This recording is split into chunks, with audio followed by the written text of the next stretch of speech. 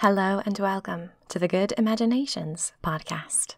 Tonight we will journey to the Christmas attic, where you can unwind, reorient yourself, and if you would like, fall fast asleep.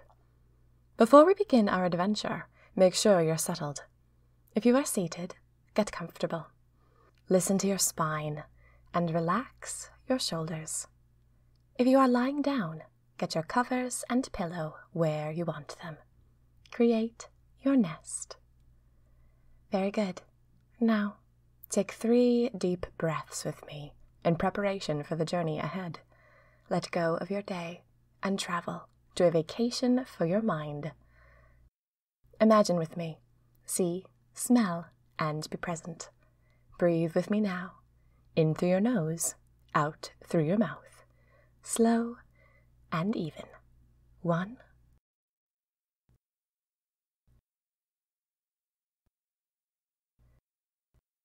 2,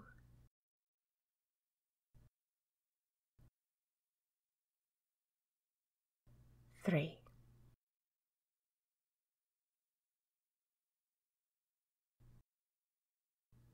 Very good. Now, shut your eyes and let's drift off to the site of tonight's adventure.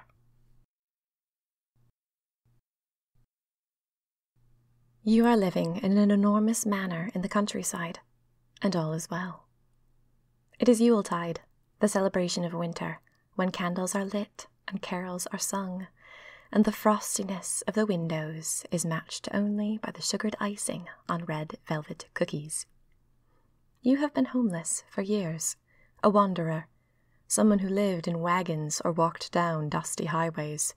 You lived in the woods and made fires from sticks and made your way from day to day, selling odd things or working in fields or napping in a stranger's barn. At that time, you were running, in your own way. You were running from life, from its responsibilities, from its pain. You told yourself that the dust of the road made you braver, but really, you were choosing to suffer because you didn't know how to love yourself. And now at last you do, or at least a little more.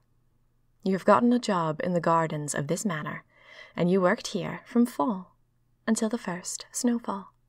Now you shovel and tend to the outdoors and keep the bushes neatly tucked into their winter coats of burlap. You are starting to put down roots, and it is a strange feeling. Part of your heart feels as if it's wrong, unsafe, to put down roots. But you are. You intend to stay. For years. This is a good job, with the kind of gardens that make your heart leap.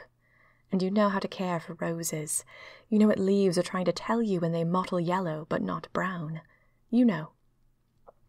The family that runs the manor is very pleased with you, and the other servants are friendly and strange and good companions on a snowy winter evening. Yes, no more dust of the road for you. Sometimes it itches, this onslaught of good things. But you are reminding yourself that it is for you, that it is good, and that you may have it. Downstairs, in the ballroom, the family is having a huge ball. Huge. Every room in this place is full of visiting relatives and friends. There is a servants' ball in a few weeks, and Christmas itself. Everyone is invited for the party. Tonight, however, you are not invited, and you feel no need to be. You enjoy the coziness of hearing carols echo in the wooden beams of the ceiling. You love knowing that every room of this place is lit, bustling, a castle in its own right, decked out in full for the season. You think of the pine boughs, smelling fragrant and sharp downstairs, and of the huge swaths of red silk that run between them. You're not sure why, but you feel an even greater level of comfort and joy from knowing you are not a part of this party, but that you will still get piping hot slices of sweet ham, leftover mashed potatoes, and little raspberry pies. When the guests go to bed, the leftovers will be all for you and the rest of the servants. Is it that you're not an outsider? You're so much a part of the lifeblood of this house that it's been taken for granted the leftovers belong to you. You don't have to beg. They're a treat that awaits you because you belong. It feels wonderful. Instead of being at this party, or even wishing you were at it, or even wishing you were out in the dark roads you used to travel, you climb the stairs. You wish to be here, in this exact moment, in this exact house, on this winter evening. The servants' quarters are on the top floor of the west wing of the house, and by the time you came, there wasn't room left. Besides, as a gardener, you are a little different. Instead, the family gifted you the small attic room at the peak of the west wing, 1 flight of stairs above everyone else, 11 stories above the ground. You stop in the stairwell and stare out the round, gleaming window. The grounds are lush tonight, swathed in heavy crystal snow.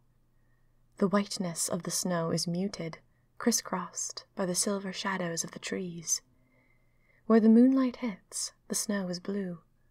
You feel a deepening in your heart, a fondness for the garden, your creation. It is tucked in for the night, tucked in for the winter.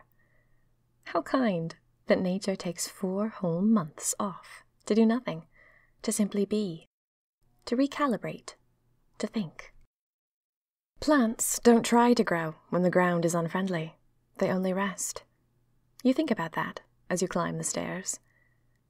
There was a time in your life when you tried to grow anyway, and you got chilled and burnt from the cold. But no more. You reach the top of the stairs, your little room, and you exhale a warm breath of relief. You look at the golden glow of light from your fireplace as it streams across the wooden floorboards, and you know that you are here to rest. You cross to the window where you have hung a hammock from a support beam, and you nestle down into it. You hold a pillow in your lap and lean down. The round window sparkles, and you look down into the grounds again. This time you have a different view, and you see the golden rectangles of the ballroom windows glowing on the snow. Silhouettes whirl past, people dancing. You think of the gilded staircase, the bunches of mistletoe, the twirls of cinnamon sticks. You feel the warmth from your fingers to your toes, knowing how much life and hope and festivity is happening all around you. It is good for the soul to celebrate things.